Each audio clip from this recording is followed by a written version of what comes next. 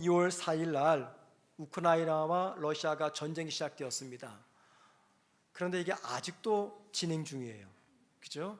자, 그러다가 작년 10월 7일 이스라엘과 하마스의 전쟁이 다시 또 시작이 되었어요. 그런데 이 전쟁도 아직 중단되지 않고 진행 중입니다. 이 두 전쟁으로 인해서 전 세계 사람들은 직간접적으로 영향을 받았어요. 그런데 이 우크라이나와 러시아의 전쟁, 이스라엘과 하마스의 전쟁이 아직 끝나지도 않았는데 얼마 전에 또 다른 전쟁이 일어났습니다. 이스라엘과 이란의 전쟁입니다. 다른 나라에서 벌어진 이 전쟁은요, 우리 안방까지 영향을 주었습니다.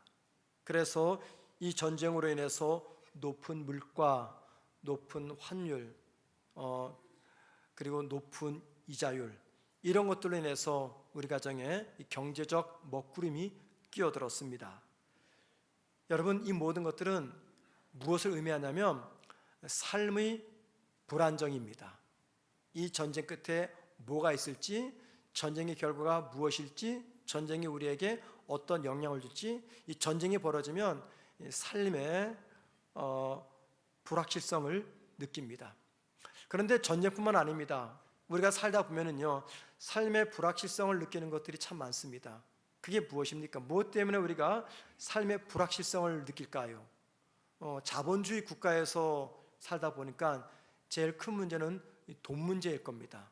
돈 때문에, 또는 건강 문제 때문에, 또는 가족 간의 깨어진 관계 문제 때문에, 혹은 직장 문제 때문에, 세상의 변화, 혹은 정치적 변화, 또는 나의 인간관계, 이런 것들 때문에 살다 보면 삶의 불확실성을 느끼곤 합니다.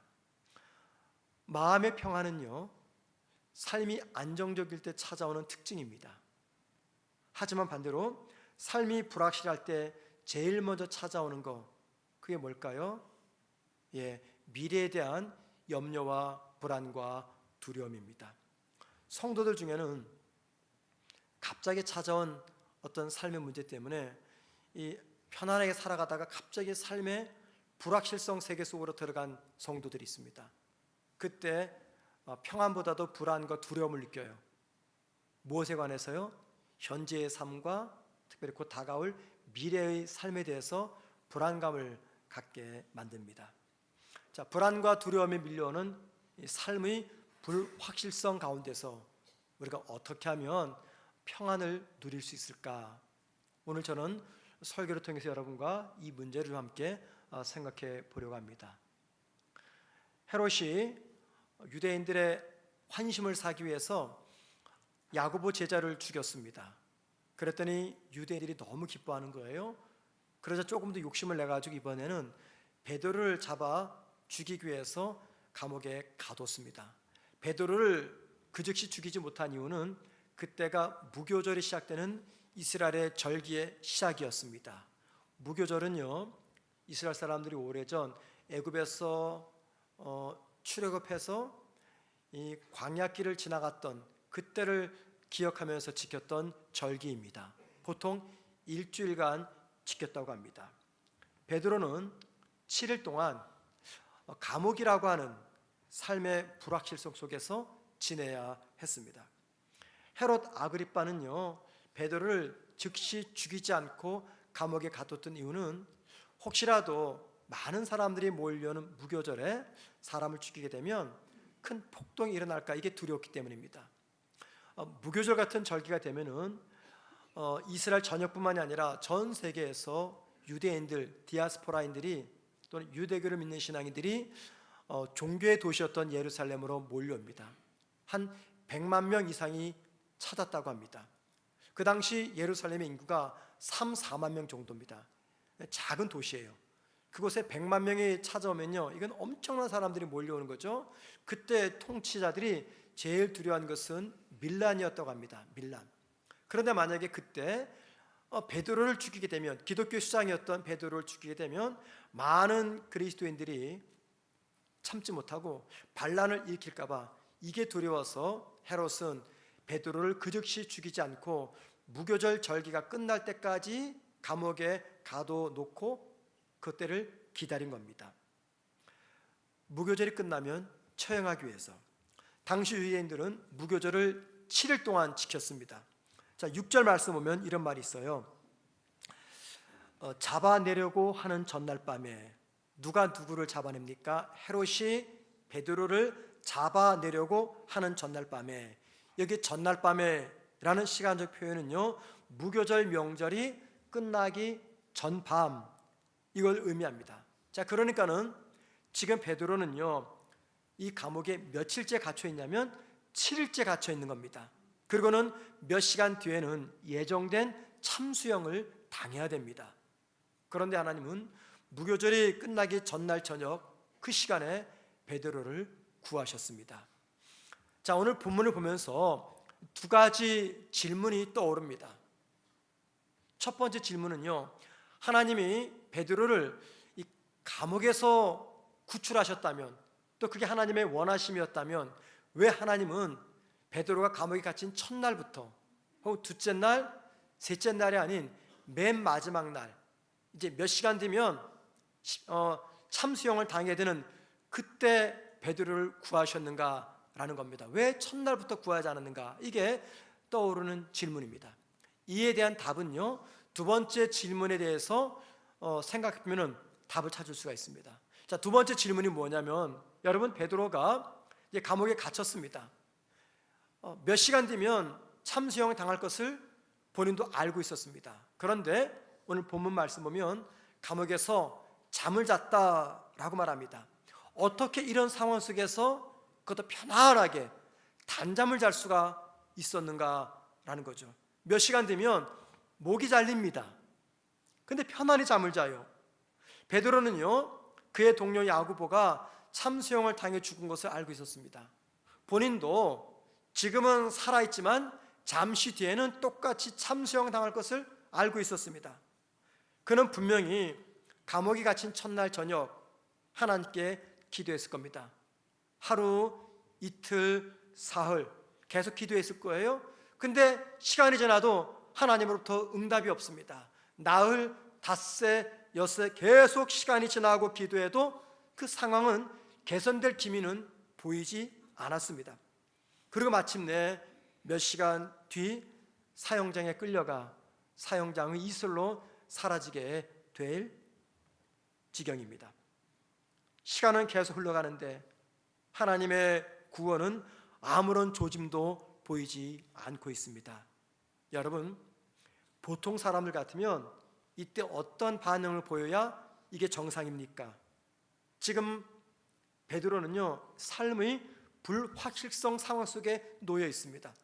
모든 것들이 캄캄해요. 아는 것은 몇 시간 뒤에 내가 죽는다, 이것밖에 몰라요. 여러분, 보통 사람 같으면 이런 순간에 어떤 반응을 보이겠습니까? 대부분의 사람은요, 두려움과 공포에 휩싸여 마음을 진정시킬 수가 없을 겁니다. 또는 만약에 하나님을 믿는 성도라 할지라도 자신이 그동안 믿어왔던 하나님에 대해서 배신감을 느끼면서 하나님을 부정하고 하나님을 원망하고 자기가 지켜왔던 그 믿음마저도 부정하게 될 겁니다. 그런데 베드로는 어떤 반응을 보입니까? 6절 말씀 보십시다. 헤롯이 잡아내려고 하는 그 전날 밤에 베드로가 두 군인 틈에서 두 쇠사슬에 매여 누워 자는데 파수꾼들이 문 밖에서 옥을 지키더니, 베드로 양옆에 간수가 감옥에 함께 갇혀 있습니다. 그리고 쇠사슬을 묶어서 세 사람이 꽁꽁 묶었습니다. 그리고 감옥 밖에는 두 명의 또 다른 간수가 두 눈 부릅뜨고 지켜보고 있습니다. 자, 이제 몇 시간 뒤면 사형장이 이슬로 사라지게 됩니다. 그런데 베드로가 그 상황에서 뭐 했습니까? 잤다라고 말합니다. 그것도 아주 편안히 단잠을 잤습니다. 물론 우리말 성경에 평안히 잠을 잤다라는 말은 없습니다. 그런데 이 상황 속에서 베드로가 평안히 단잠을 잤던 증거들이 있어요. 8절 말씀 보게 되면요, 바울이 잠을 잤대 허리띠를 풀고 잤다라고 말합니다. 허리띠. 이 허리띠가 뭐냐면 보통 이스라엘 사람들은 옷을 입고 거기다가 가운 같은 것을 걸칩니다. 그리고 허리띠를 묶습니다. 모습이 그려지시죠? 잠을 잘 때는 허리띠를 풀어야지 이 겉가운을 벗고 잠을 잡니다.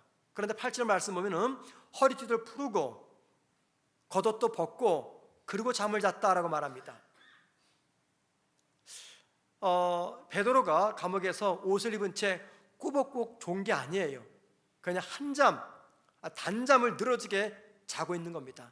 특별히 베드로가 얼마나 깊은 단잠에 들었냐면요, 7절 말씀 보면 주의 사자가 나타나서 잠자고 있는 베드로를 깨우기 위해서 베드로를 칩니다. 치는데 여기 7절 말씀에 치다라는 단어가 있잖아요. 헬라어로 파타소라는 단어인데 이 단어는요, 옆에 있는 사람을 살짝 치다, 툭 건드리다, 이게 아니라 세게 때리는 겁니다. 세게 때리는 거예요. 여러분, 겟세마네 동산에서 베드로가 대제사장 종의 귀를 칼로 치지 않습니까? 아시죠? 그때 치다라는 헬라어 단어가 바로 여기 나오는 파타소 그다입니다. 살짝 치면 귀가 잘리겠습니까? 세게 치는 거죠. 이 말은 지금 베드로가 얼마나 깊은 잠에 들었는지 주님의 사자가 그를 깨우기 위해서 그의 옆구리를 세게 때려야만 됐다, 그 말입니다. 아니, 몇 시간만 지나면 예정된 참수형을 당해야 되는데 베드로는 무슨 배짱인지 지금 단잠을 자고 있다, 그 말입니다. 자, 여러분, 깊은 단잠을 잤다, 그 말은 이게 무슨 말일까요? 그의 마음이 참 평안했다, 그 말입니다. 두려움과 공포에 휩싸인 게 아니라 참 편안했다, 그 말입니다. 죽음에 대한 두려움과 공포, 불안이 없고 오히려 내적 평안을 유지했다, 그 말이에요. 그러면 그 이유가 무엇 때문입니까? 주님이 미리 그날 내가 너를 구하러 갈 거다 연통을 했기 때문에 베드로가 편안한 겁니까? 11절 말씀 보면은요, 11절 보면은 베드로는 주의 사자가 감옥에서 구했을 때 이게 현실이 아니라 환상이라고 생각을 할 정도로 전혀 예상치 않았습니다. 이게 무슨 말이냐면 이거예요. 베드로는 다음날 예정된 참수형을 기정사실로 받아들이고 있었다. 즉 나는 몇 시간 뒤면 죽게 된다, 이것을 기정사실로 받아들이고 있었다, 그 말입니다. 그런데 베드로는 그 모든 사실을 알면서도 편안히 잠을 잤습니다. 그 이유가 무엇 때문일까요? 여러분, 한번 생각해 보세요. 무엇 때문에 베드로가 잠을 잤을까요? 이런 이유 저런 이유 다 생각해봐도 마지막 확실히 남는 이유는 딱 하나예요. 그게 뭡니까? 주님을 향한 믿음 때문이었습니다. 자, 그 믿음이 어떤 믿음이었을까요? 내가 살든지 죽든지 주님이 나를 책임져 주실 거야 라고 하는 믿음이었습니다. 내가 살아도 죽어도 다 주의 은혜야 라는 믿음, 이 주님을 향한 확고한 믿음이 있기 때문에 베드로는 편안히 잠을 잘 수가 있었습니다. 자, 제가 설교를 시작하면서 오늘 본문에서 우리에게 주는 첫 번째 질문이 뭐라고 말씀드렸습니까? 이거죠. 왜 하나님은 베드로를 첫날 밤에 구하지 않고 명절 끝날 저녁에 구하셨는가? 이게 질문이었잖아요. 자, 답이 뭡니까? 그 답은요, 주님을 향한 베드로의 믿음이 어떤 믿음인지 확인하기 위해서입니다. 주님은 베드로가 삶이 불안한 가운데서도 주님을 향한 그의 믿음이 변함이 없는 믿음인지 확인하기를 원하셨습니다. 그리고 베드로를 통해서 저와 여러분에게 중요한 신앙의 가르침을 전해줍니다. 여러분, 우리 모두는 주님을 믿고 있습니다. 주님을 믿는 우리의 믿음은요, 반드시 삶을 통해서 증명이 되어야 한다는 것입니다. 다시 말씀드립니다. 주님을 향한 나의 믿음은 반드시 삶을 통해서 증명되어야 한다는 거예요. 믿음은 삶과 단절된 우리 머릿속에서만 머물고 있는 하나님에 대한 지식이 아니에요. 우리가 성경을 얼마나 많이 알고 있는지, 내가 하나님에 대해서 얼마나 많이 알고 있는지, 이것이 내 믿음을 측정할 수 있는 기준이 아니라는 겁니다. 종종 오랫동안 신앙생활 하신 분들, 특별히 모태 신앙인들이 착각하는 게 있어요. 내가 신앙생활에 익숙하고 내가 하나님에 대해서 많이 알고 내가 봉사도 많이 하고 성경 지식이 많다고 해서 그것이 내 믿음을 보장해 준다 착각하는 거예요. 여러분, 제가 아는 해외 영국의 신학대학 교수님은요, 진화론을 믿어요. 진화론을. 신학교 교수인데 진화론을 믿어요. 말이 안 되죠. 성경을 기가 막히게 알아요. 그 성경의 지식이 그의 믿음을 보장해 줍니까? 아니에요. 믿음을 한 삶과 단절된 우리 머릿속에서만 머물고 있는 성경에 대한, 하나님에 대한 지식이 아니라는 겁니다. 믿음은 머릿속에서 머무는 하나님에 대한 지식, 성경에 대한 지식이 삶으로 연결되어야 되고 삶에서 드러나야 된다는 겁니다. 믿음과 삶은 단절되거나 무관한 것이 아니라 불가분의 관계라는 겁니다. 그래서 주님을 향한 믿음은요, 최악의 상황, 최악의 순간이라고 하는 그 힘든 순간에도 단잠을 잘 수 있게 만든다는 겁니다. 우리는 지금 믿음 생활을 하고 있습니다. 그죠? 그래서 이 시간 이 자리에 있습니다. 여러분, 내가 처음 예수를 믿게 되었을 때 그때 내 믿음이 어땠습니까? 솔직히 그 당시 나의 믿음은요, 마치 한 점처럼 보잘것없는 티도 나지 않는 믿음이었습니다. 그래서 내가 믿음의 사람인가 아닌가 나조차도 판단이 서질 않았어요. 그런데 시간이 흐르면서 어떤 일이 벌어집니까? 점 같은 나의 믿음들이 하나둘 모이기를 시작합니다. 그 점 같은 믿음들이 모아져서 마침내 어떤 믿음이 되었습니까? 선 혹은 줄 같은 믿음이 되었습니다. 처음 믿을 때는 내 믿음이 점이었다면 이제는 줄이 되었습니다.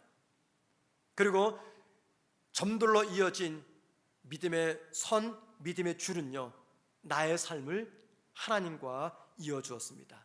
여러분 한번 생각해 보세요.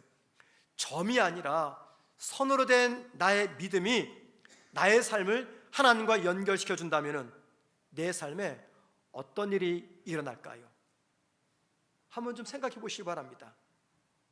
삶의 불확실성 속에서도 두려움과 공포가 아닌 내적 평안을 지킬 수 있을 겁니다. 예수 믿은 지 얼마 안 되는 보잘것없는 나의 믿음, 또는 세상 풍파에 시달려 성숙되지 못한 나의 믿음이 점과 같은 보잘것없는 믿음일 수 있어요. 그러나 예수를 믿고 흘러가는 시간 속에서 우리는 다양한 사건들을 경험하게 됩니다. 그리고 그 사건 속에서 희미하게나마 무엇을 봅니까? 그 사건을 통해서 나에게 말씀하시는 주님, 그 사건을 통해서 내 삶에 개입하시는 주님의 손길을 보게 됩니다. 그리고 매주마다 반복되는 예배를 통해서, 신앙 양육을 통해서 하나님의 말씀을 듣게 됩니다. 그 사건과 양육과 말씀이 모아져서 마침내 점이었던 내 믿음이 한 줄의 선이 되는 줄 같은 믿음이 됩니다. 그리고 그 줄이 된 나의 믿음은요, 내 삶에서 일어나는 다양한 사건들과 서로 밀접하게 관계를 맺으면서 그 사건들에게 반응을 시작하게 된다는 겁니다. 대인관계이든 돈과 관계되든 혹은 미래에 관한 문제이든 자녀 키우는 문제이든 더 이상 점이 아닌 선으로 된 내 신앙은 하나님과 내 삶의 문제를 연결해 준다는 겁니다. 그때 믿음과 삶은 단절된 것이 아니라 서로 무관한 것이 아니라 불가분의 관계임을 깨닫게 될 겁니다. 자, 그럼 여러분, 이런 질문이 생기죠. 어떻게 하면, 어떻게 해서 이 점 같은 나의 믿음이 줄 같은, 선 같은 믿음으로 발전하게 되었는가? 어떻게 점들이 선이 되어서 내 삶을 하나님과 연결시켜 주게 되었는가? 어떻게 믿음과 삶이 별개가 아니라 불가분의 관계가 되었는가? 오늘 베드로를 통해서 그 과정을 우리가 생각해 볼 수가 있습니다. 여러분, 베드로와 제자들이 주님을 따르면서 주님께 가장 많이 들었던 말씀 중에 하나가 두려워하지 말라라는 말씀입니다. 주님은 제자들에게 직접 말씀도 하셨지만 제자들 세워놓고 어떤 상황에 대해서, 사람들에 대해서 두려워하지 말라 하시면서 제자들을 직간접적으로 교육시켰어요. 예를 들면 마태복음 14장 27절입니다. 예수께서 즉시 이르시되 안심하라 나니 두려워하지 말라. 제자들에게 두려워하지 말라 말씀하십니다. 마태복음 17장 7절입니다. 예수께서 나와 그들에게 손을 대시며 이르시되 두려워하지 말라. 두려워하지 말라. 또 하나 요한복음 14장 27절입니다. 평안을 너희에게 끼치노니 곧 나의 평안을 너희에게 주노라. 내가 너희에게 주는 것은 세상이 주는 것과 같이 아니하리라. 너희는 마음에 근심하지도 말고 두려워하지도 말라. 제가 시간상 3개의 말씀만 읽어드렸습니다. 이 외에도 너무나 많습니다. 주님이 제자들에게 하신 많은 말씀 중에서 가장 대표적인 게 두려워하지 말라 이 말씀이에요. 그 말씀 들을 때는요, 그 말씀은 줄이 아니라 점이었습니다. 스쳐 지나간 점이었어요. 그런데 그 말씀을 계속 듣는 가운데 그 점들이 모아져서 뭐가 된 겁니까? 믿음의 줄, 믿음의 선이 된 겁니다. 그렇기 때문에 베드로는 감옥에서 줄이 된 그 믿음을 가지고 편안하게 잠을 잘 수가 있었다 그 말입니다. 베드로가 감옥에서 편안히 잠을 잘 때 그의 믿음은 어떤 믿음이었을까요? 헤롯은요, 유대인들의 환심을 사기 위해서 야고보를 죽였고 베드로를 죽이려고 합니다. 그러면 유대인들은 왜 야고보와 베드로를 죽이려고 하는 것입니까? 그 이유가 있습니다. 자기들이 십자가에 매달아 죽인 예수를 그들이 뭐라고 전합니까? 하나님의 아들이며 인류의 구주라고 전합니다. 이게 싫은 거예요. 이게 싫은 거예요. 이 말은요, 베드로가 감옥에 갇혀 참수형을 기다리면서도 편안하게 잠을 잘 수 있었던 이유가 무엇인지를 우리에게 답해 줍니다. 그 이유는 베드로에게 주님에 대한 믿음이 있었기 때문입니다. 첫 번째는 주님의 말씀에 대한 믿음이 있었고, 두 번째는 주님에 대한 믿음이 있었어요. 그 믿음이 어떤 믿음입니까? 십자가에서 죽은 예수는 하나님의 아들이라는 믿음입니다. 그리고 그분은 인류의 죄를 대신 죽은 구주라는 겁니다. 그리고 그분은 죽었다가 다시 살아나신 부활의 주님이라는 것입니다. 그리고 그 주님을 믿는 자는 누구든지 죽어도 주님처럼 다시 부활할 것을 믿는 믿음이었습니다. 주님에 대한 이 믿음을 베드로가 가지고 있었습니다. 베드로는 그 믿음이 있었기 때문에 죽음을 앞두고도 편안히 단잠을 잘 수가 있었던 거죠. 베드로는 주님이 자기 생명뿐 아니라 이 땅에서 자신의 시간까지도 주관하신다는 것을 믿었습니다. 그래서 자신의 목에 칼이 들어오는 그 상황에서도 편안히 그 주님을 믿고 잠을 잘 수가 있었던 겁니다. 그 이유는 주님을 믿는 그의 믿음의 줄이 그의 삶과 주님을 연결하고 있었기 때문입니다. 사람이 쓰러지고 세워지는 것, 사람이 원수가 되고 절친이 되는 것, 사람이 천국을 경험하고 지옥을 경험하는 것, 사람이 웃다가 우는 것, 사람이 불안했다가 평화를 되찾는 것, 이 모든 것들은요, 마음에서 시작됩니다. 마음. 그래서 잠언 25장 28절은요, 이 마음을 지키는 것에 대해서 이렇게 이야기합니다. 여러분, 잠언 25장 28절 다 같이 있습니다. 시작.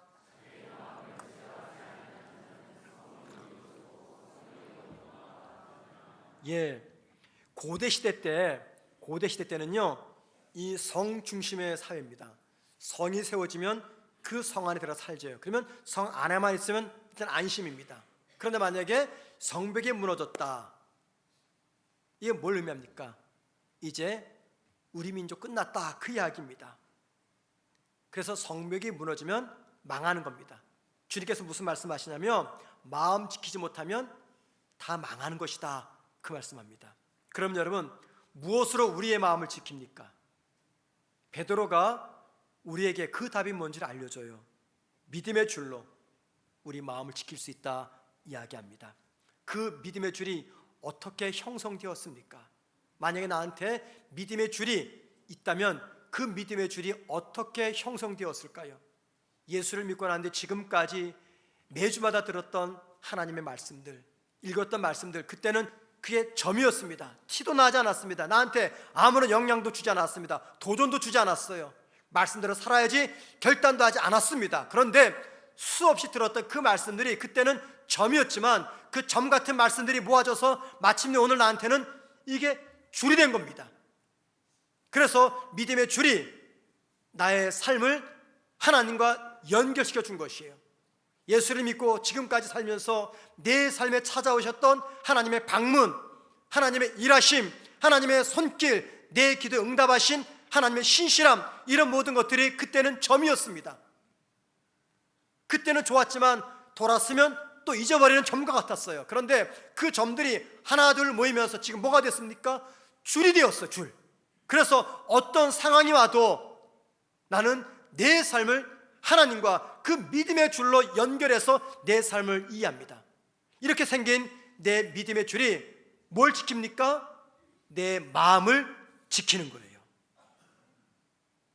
베드로는 감옥에서 참수형을 코앞에 놓고 잠을 잤어요.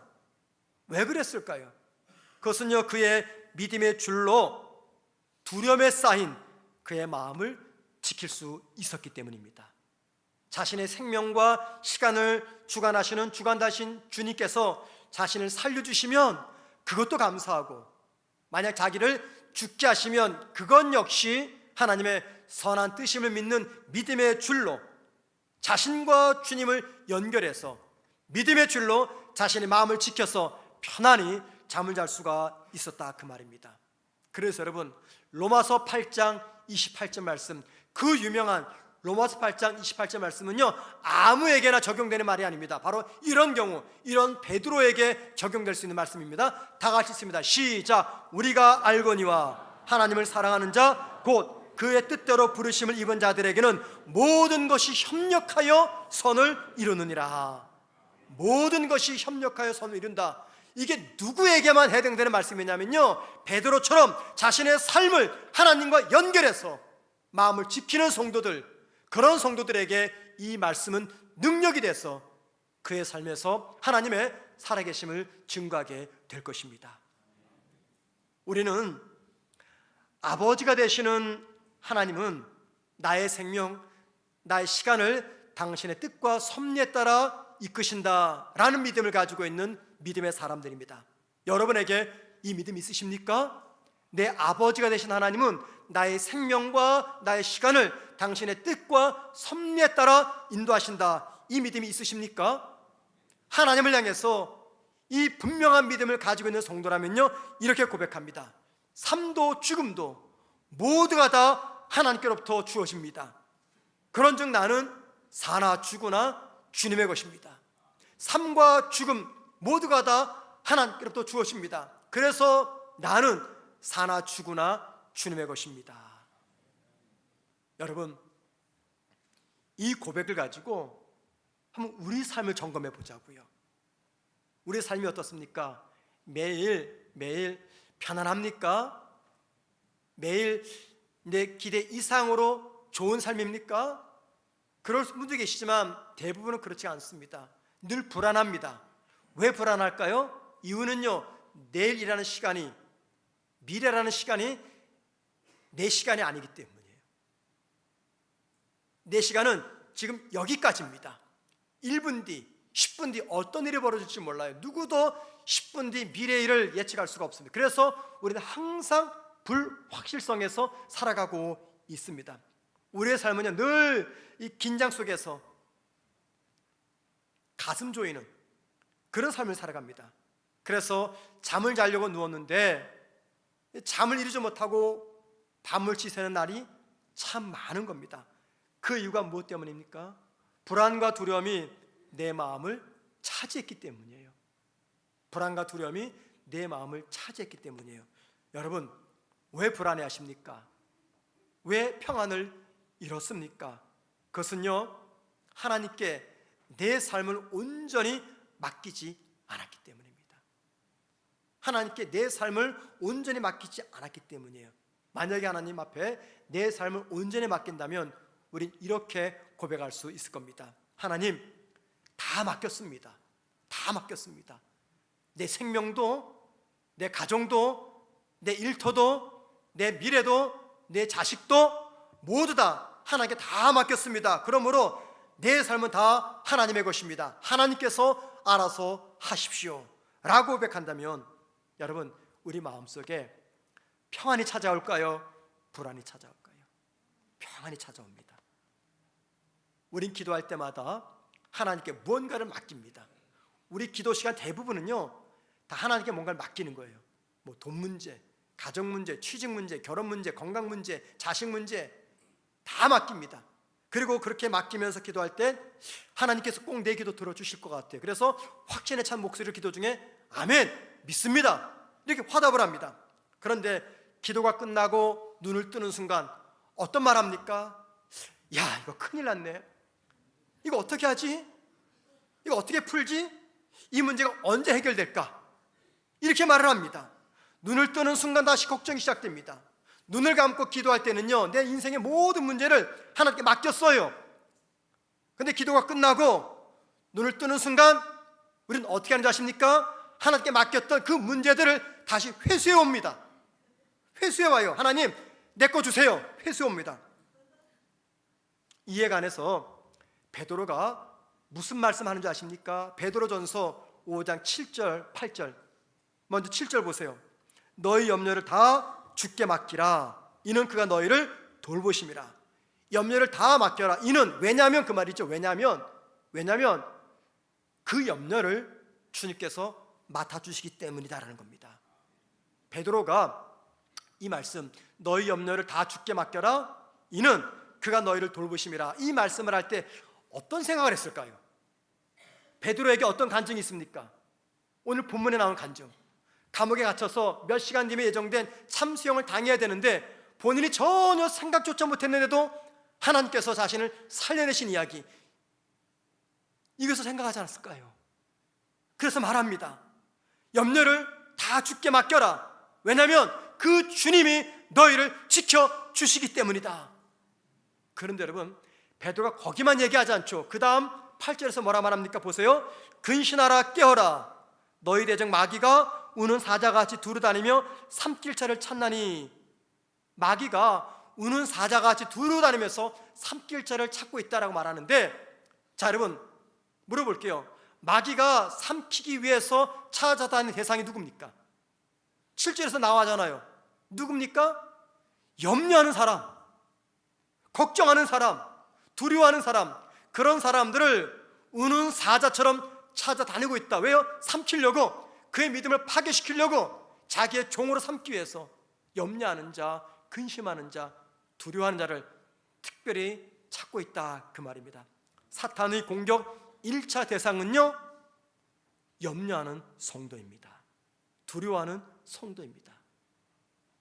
베드로가 이 감옥에서 기도했을까요? 안 했을까요? 성경에는 기도했다라고 말하지 않습니다. 그런데 우리가 그 절과 절 사이에 뭐 여백이라고 하나 행간이라고 하나 그걸 읽어야 됩니다. 기도했을까요? 안 했을까요? 했어요. 분명히 기도했을 겁니다. 가서 뭐 처음부터 잠잤을까요? 아닙니다. 기도했습니다. 기도했어요. 어떤 기도했을까요? 우린 몰라요. 제가 이 설교를 준비하면서 본문을 묵상해 보았습니다. 제가 베드로라면은 감옥에서 뭐 했을까? 뭐 옆에 간수하고 농담 주고받았을까? 기도했겠죠. 기도했을 겁니다. 두려워하지 말라 말씀하셨던 주님의 말씀을 기억하면서 흔들리는 마음 붙잡기 위해서 기도했을 거예요. 그리고 어떤 기도했을까? 제가 생각해 보니 내가 베드로 입장이라면 이렇게 기도했을 것 같아요. 주님, 내 삶은 주님의 것입니다.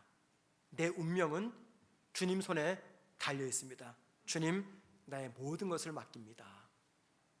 왜 이런 기도했을까요? 앞서 누가 죽었습니까? 야고보가 죽었잖아요. 그럼 나도 죽겠구나, 이런 생각을 했다면 이 기도밖에는 할 수 없을 것 같아요. 그런데 여러분, 이렇게 본문을 이렇게 묵상하는데 왠지 모르게 제 가슴 속에서 뭔가 올라오는 게 있었어요. 눈물이 한 방울 찔끔하더니 꾹 참고 있는데 뭐가 막 올라와요. 왜 그러냐면 이렇게 기도했을 베드로가 너무 안쓰러웠기 때문입니다. 지금 베드로의 운명은 어떻습니까? 바람 앞에 흔들리는 촛불 같아요. 곧 죽게 됩니다. 곧 죽게 돼요. 그러면 뭔가 해봐야 되잖아요. 인맥을 동원하든지 힘을 써보든지 돈을 이용하든지 때를 쓰든지 뭘 해봐야 되잖아요. 근데 아무것도 할 게 없어요. 베드로가 할 수 있는 게 없습니다. 힘이 없습니다. 능력이 없어요. 그가 유일하게 할 수 있는 것은요, 하나님께 기도하는 것밖에 없어요. 자기의 삶을, 자기 운명을 주님께 맡긴다는 이 기도밖에 할 게 없어요. 그 생각하니까요 제 마음이 울컥하는 거예요. 그런데 잠시 뒤 동시에 이런 생각이 들었습니다. 이 기도면 충분하지 않을까? 이 믿음이면 충분하지 않을까? 하나님께서 나의 목자가 되셔서 내 인생을 책임지시고 당신이 원하는 가장 좋은 곳으로 인도하시면 그것으로 충분하지 않은가? 베드로가 이 기도했다면 이 기도면 충분하지 않을까? 이 믿음으로 되지 않을까? 이런 생각을 해봤습니다. 베드로는 삶의 불확실성 앞에서 그가 할 수 있는 최선의 기도를 하나님께 드렸을 겁니다. 우리는 그 어느 때보다 이성적인 시대에 살고 있어요. 이성적인 시대. 그래서 어떤 문제 이성적으로 납득이 안 되면요 수긍이 안 되죠. 계속 묻습니다. 질문합니다. 따집니다. 그래서 이성적인 면을 중요하게 생각하는 그런 분들에게 오늘 설교가 맹신적인 설교로 들릴 수가 있을 겁니다. 어쩌면 내 생명, 내 삶 전체를 하나님께 맡기자라고 하는 오늘 설교에 이렇게 반론을 제기할 분이 계실 거예요. 여러분, 아니 목사님, 하나님께 맡기면 나의 책임은 무엇입니까? 하나님께 다 맡기면 내 책임은 무엇입니까? 하나님께 맡기면 모든 문제가 다 해결됩니까? 내가 해야 될 일을 하지 않고 하나님께 맡기는 것은 맹신적이고 무책임한 것 아닙니까? 이런 반론을 제기할 수도 있을 겁니다. 그런데 만약에 그동안 점으로 이어져 왔던 나의 믿음들, 그동안 수없이 들어왔던 하나님의 말씀들, 그동안 내 삶을 지나가신 하나님의 일하심의 흔적들이 내 머리에만 머무르지 않고 내 머리에만 머무는 지식이 아니라 내 삶과 하나님을 연결하는 선과 같은 믿음이라면, 줄과 같은 믿음이라면 우리 이렇게 고백할 겁니다. 하나님, 내 비록 이성적으로 논리적으로 납득이 되지 않더라도 나는 당신을 신뢰하는 길, 당신 말씀에 순종하는 길을 선택하겠습니다 라고 말이죠. 살다 보면은 저와 여러분이 분명히 믿음의 결단을 할 때가 찾아올 겁니다. 이게 다른 분 이야기를, 유명한 분 이야기를 하면은 여러분에게 큰 도움이 되겠지만 제가 재주가 없어서 그런 이야기를 구해보지 못했습니다. 그런데 말씀을 준비하면서 제 개인의 삶을 돌아보았습니다. 제 개인의 이야기를 전하는 것 참 죄송스럽지만 여러분들에게 조금이라도 오늘 설교가 도움이 되기 위해서 부끄럽지만 제 이야기를 잠깐 전하려고 해요. 저는 영국을 2번에 걸쳐서 유학 다녀왔습니다. 영국 2번 유학 다녀왔다 그러면요 100이면 100, 부자가 아빠가 부자구나 뭐 이런 말을 합니다. 100이면 100 다 그래요. 근데 제가 2번째 유학을 결정했을 때 담임 목사님이었던 이건영 목사님이 인천 제일교회 원로 목사님이신데 저한테 이렇게 말씀하셨어요. 천 목사, 지금 아이들이 몇 살인데?